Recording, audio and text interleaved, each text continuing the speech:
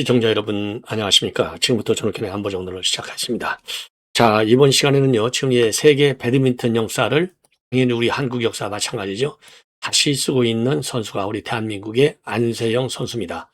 자, 그래서 이제 안세영 선수가 말이죠. 오늘 결국 이미 뭐 세계 랭킹 1위인데 1위를 다시 사수했어요. 자, 그래서 상금 랭킹도 말이죠. 상금 액수도 시즌 11승 전승이고요. 100만 달러를 돌파했습니다. 자, 어마어마한 거죠. 그리고 이제 남자 복식, 여자 복식 모두 우승을 했습니다. 여자 복식에서는 이소희하고 이 백하나 선수, 그리고 남자 복식에서는 서승재 선수하고 김원호 선수도 모두 우승을 했어요. 야, 이걸 보면 말이죠. 정말 우리 대한민국의 저력이 이게 이만저만이 아닌데, 이 정시만 딱 들어가 보면 완전히 저 뒤에서 1, 2등을 갈 정도가 돼요. 우리 국격에. 바로 뭐냐? 이 헌법 가치, 자유민주주의와 자본주의를 무시하다 보니까 정치의 세계는 흙탕물이 되고 있고, 이 체육계 정말 어마어마한 역사를 새로 쓰고 있어요. 그래서 요 내용을 여러분께 좀 자세히 말씀드리도록 하겠고, 그리고 부정선거, 트럼프가 이제 본격적으로 칼을 빼들었어요. 그래서 이제 본격적으로 요거를 파헤치겠다, 이런 입장을 내놓고 있습니다. 그리고 트럼프 대통령이 뭐요? 반이민 정책이 굉장히 강한데, 이번에 브라운 대학하고 MIT의 총격범이 말이죠. 이 영주권자라는 거예요. 그래서 지금 그러니까 아니라 그린 카드를 이용해서 이용한 적이 있다는 거죠. 그래서 이제 이 그린 카드 추첨례를 중단하기로 결정을 했다라는 보도가 나오고 있습니다. 자, 그리고 미 법무부는요, 필리핀에 100만 달러를 뇌물을 준 혐의로 선거 기술 회사인 스마트매틱 정식으로 기소를 했습니다. 예. 그리고 한동훈 이 인간이 말이죠, 이 토크 콘서트를 계속하고 있는데, 야, 이 참 이렇게 이런 걸 뭐라고 그러죠? 이 참 인간성이 말이죠. 내로남불의 전형. 당 권한을 이용해서 노골적으로 공격하는 것은 처음 본다? 그러면은 지가 당 권한을 이용해서 당계 사건을 일으킨 사건, 대한민국 역사상 있었습니까? 야, 지 잘못에 대해서 사과하기는커녕 이거 여론조사하는 거죠. 레거시 미디어에 의존하겠다, 이 얘기가 아니겠어요? 아주 못된 버릇, 아예 싹 다 제거해버려야 된다, 이런 말씀을 다시 한번 말씀을 드리고, 그리고 이제 스님들, 우리 국민들로부터 존경받는 스님이 많으신데, 그중에 이제 대표적으로 법륜 스님도 유명하시죠. 자, 법륜 스님이 지금 이제 배우 신민아하고 김우빈의 결혼식 주례를 쓴 것이 지금 이제 화제가 되고 있습니다. 자, 그리고 시간이 되면요, 지금 이제 중국에서 중국인들의 일본 관광을 딱 중단시켜 놨잖아요. 그러다 보니까 일본 관광지 숙박비가 20만 원짜리가 2만 원으로 떨어졌다고 합니다. 자, 이제 우리 국내 그러지 않아도 말이에요, 한동안 엔화가 싸지는 바람에 우리 국민들이 일본 여행지 가면 뭐 아주 뭐 줄 서 있다고 할 정도로 많았는데, 중국인들이 안 가니까 이렇게 반값이 싸지고 그러면 우리 한국인들이 또 일본 관광을 굉장히 즐길 것 같다라는 생각이 드네요. 자, 그래서 다양한 뉴스 여러분께 말씀드렸지만 너무 이 정치 외교가 너무 딱딱해요. 그러다 보니까 좀 부드러운 뉴스, 편안하게 들을 수 있는 뉴스를 좀 많이 찾아달라, 이런 요구들이 제 이제 주변에 있는 지인분들이 저한테 그런 얘기를 많이 해요. 그래서 종종 뭐 자주는 아니고요, 꼭 필요한 좀 편안한 얘기, 좀 즐거운 얘기가 있으면 그 스토리를 여러분께 담아드리고 있습니다.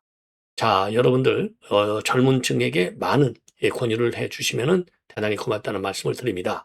자, 그러면 말이죠, 먼저 이 안세영 선수 요 멋진 모습을 사진으로 먼저 보여드리겠습니다. 자, 이제 완전히 세계 1위 랭킹을 다시 한번 확인했어요.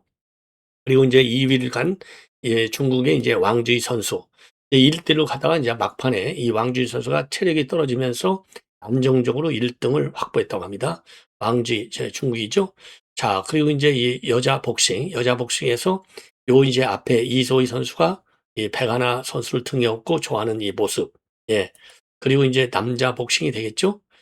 남자 복싱. 왼쪽이 서승재 선수, 오른쪽이 김원호 선수가 되겠습니다. 이 자랑스러운 영광들, 우리 대한민국의 아들, 딸들인데요. 다시 한번 보여드릴게요. 안세영 선수. 그리고 이제 2등을 간 이 왼쪽 빨간 거, 이분이 이제 왕주희, 오른쪽이 안세영. 그리고 이제 이 업힌 선수가 백하나, 업은 선수가 이소희, 그리고 왼쪽이 서승재, 오른쪽이 김원호 선수가 되겠습니다. 자, 이 선수들에게 정말 선수와 그리고 감독, 코치 또 동료 선수들 모두에게 우리가 박수를 쳐야죠. 예. 그래서 세계 배드민턴 연맹 월드 투어 파이널 결승전에서 세계 2위인 왕지를 2대1로 눌렀어요. 그래서 맨 처음에는 21대 13, 두 번째로는 18대 21로 좀 밀리고 있었는데요. 3차전에서 21대 10으로 가볍게 이겼어요. 그 이유는 이제 체력전이죠. 결국 체력에서 이제 왕준 선수가 밀리면서 실수를 하게 되니까 21대 10으로 이기게 된 겁니다. 예, 아주 뭐 지치다 보니까요. 그리고 완승 선수도 말이죠. 경기 막판 왼다리 통증을 홀수하면서 쩔뚝거리는 모습을 보였다고는 합니다. 자, 그래서 한 해 동안 각 세부 종목에서 우수한 성적을 거둔 8명씩 출전해서 승부를 가리는 왕중왕정이 BWF 월드 투어 파이널이에요. BWF가 이제 세계 배드민턴 월드 투어가 되겠습니다. 그래서 안세영 선수는 이번 대회에서 2021년에 이어 두 번째 우승 트로피를 졌어요. 그리고 올 시즌 11승으로 마무리했습니다. 그래서요, 야, 이거 뭐 어마어마해요. 어마어마해. 자, 그래서 이것은요, 2019년도 이 모모타 겐토 일본 선수가 남자 단식에서 세운 역대 단식 단일 시즌 최다승하고 타이 기록입니다. 그리고 시즌 승률 94.8%, 73승 4패를 달성해서 역대 남녀 단식에서 한 시즌 60경기 이상을 소화한 선수 중에 최고 승률을 기록하는 기록을 세웠어요. 공동 정전 기록은 2011년도에 중국의 린단 선수가 세운 92.75%, 64승 5패였습니다. 어마어마한 기록이네요. 그래서 안세영 선수는요, 이번 우승 상금이 24만 달러, 약 3억 5,500만 원을 챙기게 됐고요. 올 시즌 상금으로는 100만 달러를 처음으로 돌파했어요. 100만 3,175달러, 14억 8,500만 원. 그래서 배드민턴 역사상 최초로 단일 시즌 상금 100만 달러를 돌파하는 기록을 세웠습니다. 그래서 커리어 누적 상금은 257만 달러로 이미 역대 최고치가 되겠습니다. 그리고 여자 복식에서도 한국이 딱 1등 했어요. 압도적으로. 그래서 이제 이소희 선수, 백하나 선수, 세계 5위의 후쿠시마 유키 미스모토 마요를 2대 0으로 꺾고 우승을 했습니다. 예. 그리고 남자 복식도 세계 1위 허승재, 그리고 이제 김원호, 또 세계 5위 랭킹인 이 랑레이컹하고 왕쿵을 2대 0으로 물리쳤습니다. 자, 그래서요, 지금 이제 남자 복식도 시즌 11승으로 역대 복식조 시즌 최다승 기록을 새로 썼습니다. 어마어마한 것이죠. 예, 어마어마한 겁니다. 예. 그래서 말이죠. 그래서 작년까지 각자 다른 선수와 짝을 이뤘던 서승재하고 김원호는 올해 새로 호흡을 맞춘 뒤에 세계 선수권 대회 우승을 하면서 성과를 내가지고 세계 최강의 듀오로 자리 잡았습니다. 그래서 2018년도 시작된 이 BWF 월드 투어 파이널에서요, 한국이 세 종목 이상에서 우승한 것은 이번이 처음이라고 합니다. 다시 한번 이 모든 선수들에게 말이죠. 정말 축하의 박수를 보내고 싶습니다. 자, 이번에는요, 트럼프 대통령이 2020년 미 대선은 조작됐다. 자, 그리고 이 조작의 근거는 FBI가 증거를 은폐했다고 밝히고요. 요 조작 선거의 핵심은 중국발 위조 면허증이 있다는 겁니다. 그리고 이제 그래서 이 2020년도 대선이 다시 대선 논란이 재점화되고 있다. 그래서 부정선거 증거가 트럭에 가득 실려 쏟아져 나오는 것을 곧 보게 될 것이다. 자, 그래서 백악관에서는요, 행정력을 총동원해서 선거 부정 의혹을 규명하겠다. 라고 나오고 있습니다. 그래서 전방위적 공세를 트럼프 대통령이 강화하고 있다. 이런 보도가 나오고 있네요. 자, 그래서 이거는요, 트루스 데일리가 지금 오늘 보도하고 있는 내용이. 자, 그래서 트럼프 대통령이 다시 한번요, 2020 대선 조작, 이거를 거듭 밝히고 명백한 증거들이 트럭에 가득 실려 쏟아져 나오는 것처럼 공개될 것이다. 이렇게 폭탄 선언했어요. 자, 그래서 미국 사회가 또다시 지난 2020년 대선의 깊은 상황 속으로 빠져들고 있다라는 평가를 받고 있습니다. 자, 그래서 트럼프 대통령이 최근에 말이죠, 백악관 크리스마스 리셉션에서 2020 선거는 조작되었다. 우리는 모든 수단을 갖추고 있으며 여러분은 그것들이 쏟아져 나오는 것을 보게 될 것이다. 특히 캘리포니아의 우편 투표 시스템을 안전하지 않다라고 지목하면서요, 3,800만 장의 투표용지가 어디로 가고 어디에서 오는 것이냐, 이렇게 반문하고 있습니다. 자, 그러면서요, 자신이 텍사스와 플로리다에서 히스패닉 유권자들의 지지를 얻었듯이 캘리포니아에서도 승리했어야 마땅하지만 부정선거로 인해서 패배했다, 이렇게 주장하고 있어요.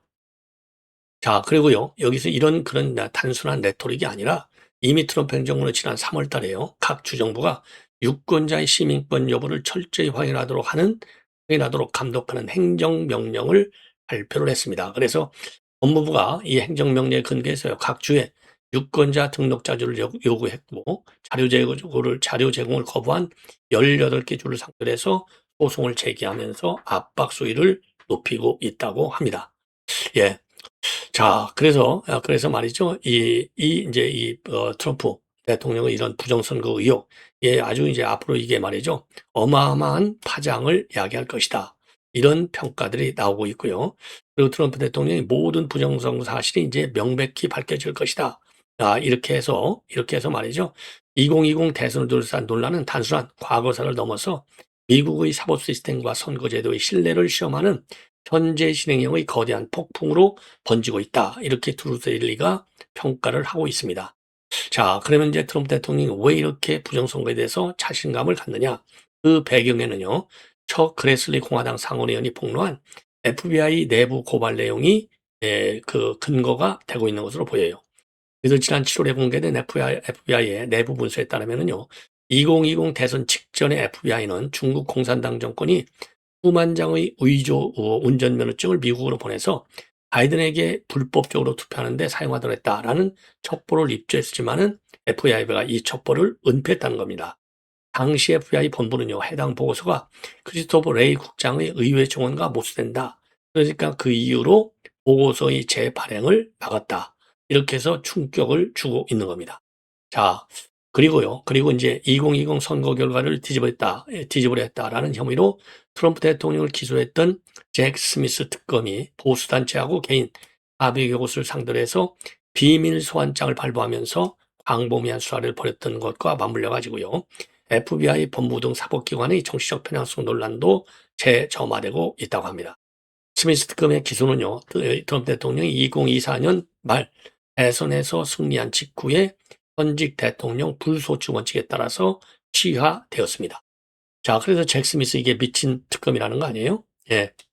그리고 이거에서 이미 말씀을 드린 대로 FBI 내부 문서에서도 지금 이제 중국의 위조 운전면허증을 가지고 부정선거를 했다는 거 나왔는데, 이것은 이미 레이 국장이 그런 것이 아니라라고 부인한 의회 중원과 배치된다. 그래서 이 보고서를 갖다가 은폐했다. 이런 물리적 증거를 가지고 있다는 겁니다. 자, 그래서 파장이 더 커지고 있다는 겁니다. 자, 그리고 참고적으로 말이죠, 이 브라운 대학, 아주 유명한 명문 대학이죠. 아이비리그에 속하죠.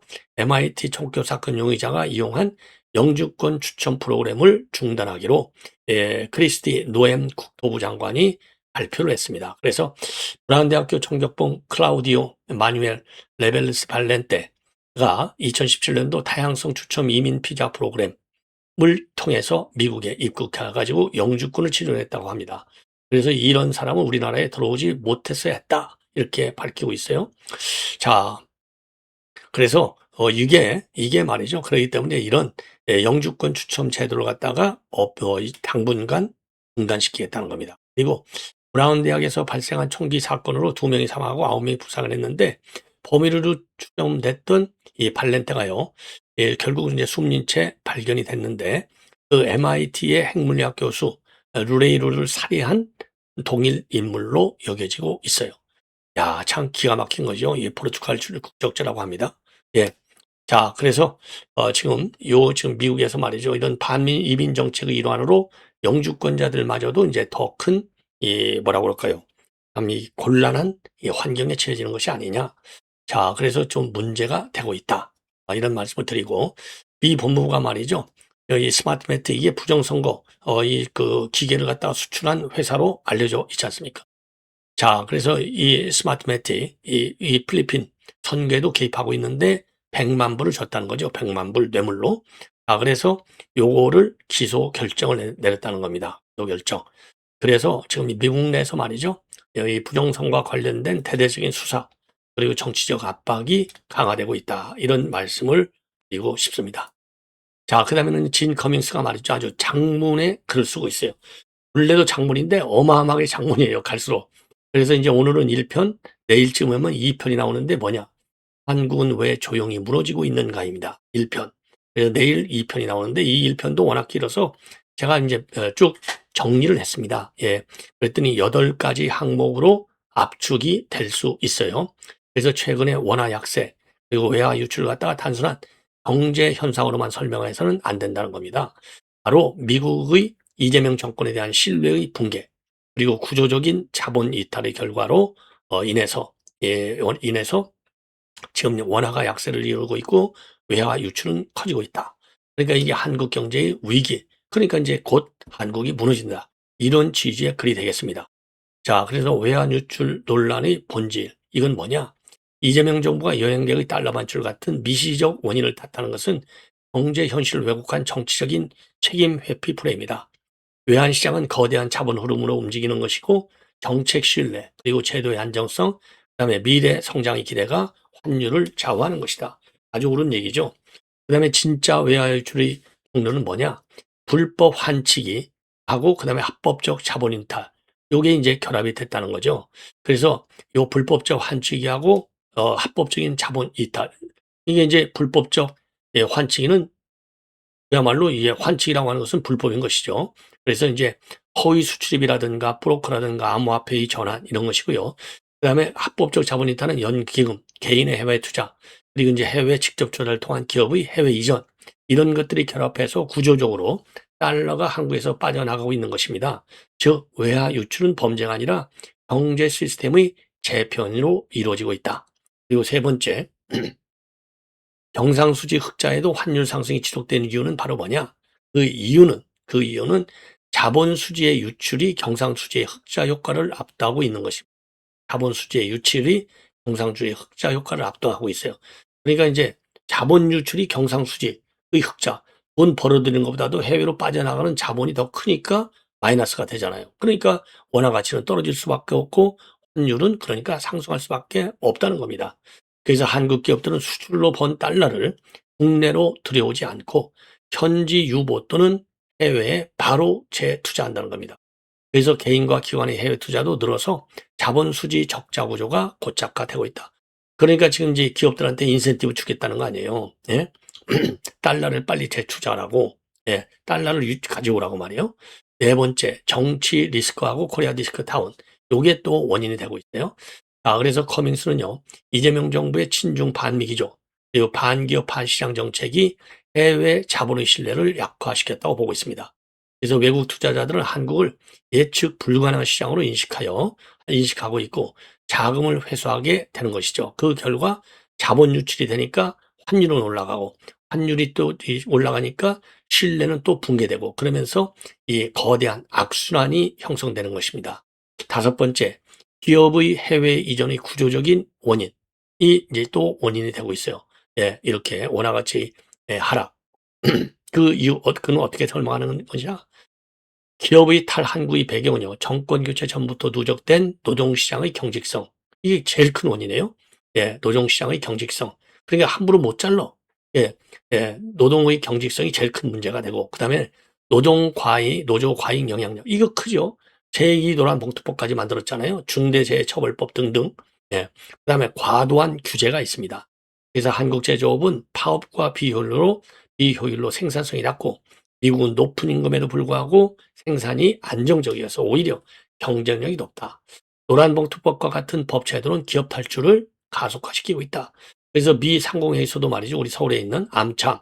여러 차례 걸쳐서 암참 회장이 민주당을 만나가지고 노란봉투법 하지 말아달라라고 했지만은 강행을 한 거 아닙니까? 왜? 민노총의 절대적 지지하에 출범한 정권이니까. 나라가 무너져도 관계없다는 얘기죠. 자, 그 다음에 여섯 번째. 외환 보유액의 착시와 정책 성과입니다. 그래서 정책 성과의 왜곡이에요. 이 외환 보유액의 착시. 그러니까 우리 외환 보유액 4,200억 이거 굉장히 많은 돈이야. 걱정할 거 없어. 이 착시라는 거예요. 그리고 정책 성과를 왜곡시키고 있어. 예. 그래서 정부가 외환 보유액 증가나 국민연금 해외 수익을 성과로 내세우지만은 이는 과거 투자 자산의 평가 이익일 뿐이고 새로 창출된 가치가 아니다는 거. 옳은 얘기죠. 외환 보유액은 위기 방어 수단이지 시장 신뢰의 대체제가 아니다라고 하는 점 명심하라. 이거 아주 쪽지같이 찍은 얘기네요. 자, 그다음에는 달러 유출 구조에 고착화입니다. 달러 유출 구조의 고착화. 그래서 미국과의 합의에서 제시된 연 200억 달러에 상하는 정부 스스로 외환시장 취약성을 인정한 방어적 신호다. 시장은 이를 단기적 비용이 아니라 지속적 달러 수요 구조의 경고로 받아들이고 있다. 여덟 번째 결론은 뭐냐? 예, 조용한 붕괴의 정체 환율 불안은 외부 탓이 아니라 내부 구조의 파열음이다. 정책의 불확실성, 기업 환경 약화, 궤도 신뢰 상실이 결합해서 이루어진 것이다. 그래서 한국 자산의 매력을 잃게 만들고 있다. 그래서 진 커미스는요, 한국은 지금 경제가 아니라 신뢰가 무너지고 있다고 결론을 짓고 있다. 즉, 진 커밍스의 요지는요, 한국의 위기는 경제의 문제가 아니라 정치 신뢰의 붕괴이며 외화 유출은 구조적 탈한국 현상이다. 탈한국 엑소더스가 된다는 거죠. 왜? 이재명 정부의 경제정책, 이 포퓰리즘이잖아. 이걸 믿을 수 있어? 포퓰리즘을 한 나라가 안 망하는 나라가 봤어요? 그러니까 달러가, 우리 국내에 있는 달러가 해외로 나가고, 기업도 이런 정권을 신뢰할 수 없으니까 해외로 공장을 이전하고, 예, 기업을 해먹을 수가 없잖아요. 노란봉투법, 중대재해처벌법, 어디 이런 것뿐만입니까? 일일이 말할 수가 없죠. 과잉 규제, 어마어마하죠. 예. 그리고 제일 이보다 더 큰 거, 이거는 이제 순수하게 경제적인 측면에서 분석한 내용이고요. 자, 경제보다 더 큰 게 뭐죠? 외교 안보입니다. 정치의, 그러니까 이재명 정권의 특성이에요. 이재명 정권의 특성은 한미동맹을 우습게 보는 겁니다.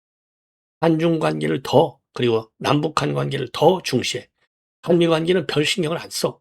그러니까 미국에서 볼 때는 이런 나라는 말하자면 보호해줄 필요가 없는 거죠. 그러니까 통화 수합을 안 해주는 겁니다. 통화 수합을. 외교 안보적인 신뢰의 상실이 통화 수업의 거부로 이어지고, 통화 수합의 거부가 결국은 자본 유출을 갖다가 심하게 가속화시키는 페달 역할을 하는 거예요. 그러니까 환율은 올라가고 원화 가치는 떨어지면서 나라 경제가 흔들흔들하고 있는 상황이 되는 겁니다. 예. 자, 한동훈이, 야, 이런 인간, 참 기가 막힌 이런 인간이죠.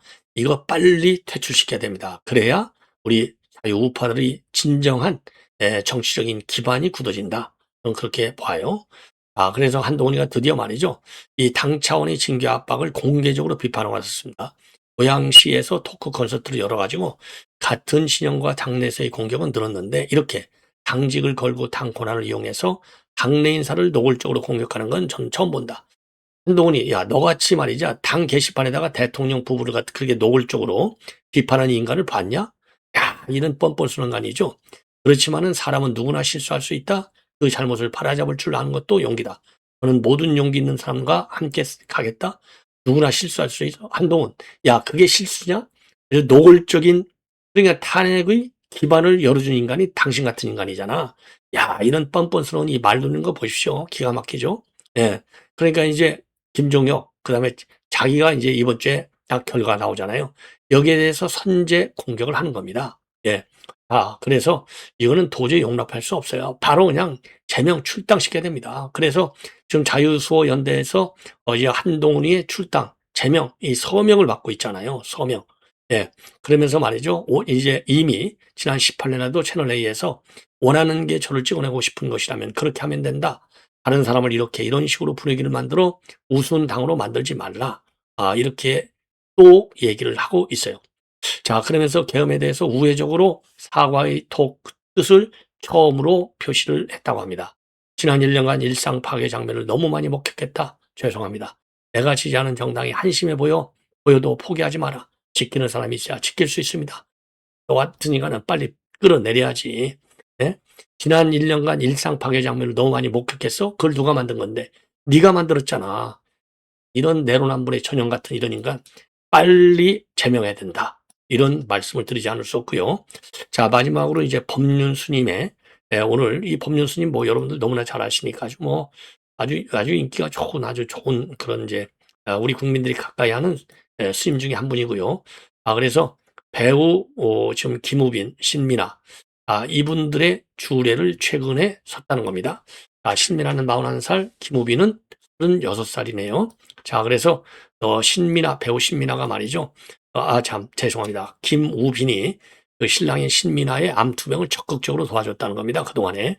자, 그리고 또 이 김우빈은요, 일찍이 지금 비인두암 투병 때부터 지금 이제 이 법률 스님이 굉장히 정신적으로 의지가 되어졌다는 겁니다. 그래서 조례를 쓰게 됐고요. 그리고 이제 김우빈은요, 여러 차례 걸쳐서 이미 불교계 관련 행사에 많이 그 참여를 했다는 겁니다. 그래서 2019년도에는요, 배우 오인성과 함께 부천에서 열린 부처님 오신 날 봉축 법요식에도 참석했다고 합니다. 그리고 이 신랑 신부는 올 5월에도 서초동 정토사회문화회관에서 이 행사에 참석하기도 했고요. 이 정토사회문화회관은 법률 스님이 이끄는 정토회가 운영하는 곳이 되겠습니다. 자, 그래서 오늘 말이죠. 이 두 분 정말 축하드리고 그리고 이분들이요. 아주 훌륭한 게 결혼식 당일에는 한림화상재단, 서울아산병원 존버들 이런 기관에 3억 원의 기부금까지 전달을 했다고 합니다. 예, 아주 훌륭한 신랑 신부의 아주 훌륭한 스님의 주례가 되겠습니다. 시청자 여러분, 이것으로 본 방송을 마치겠습니다. 대단히 고맙습니다.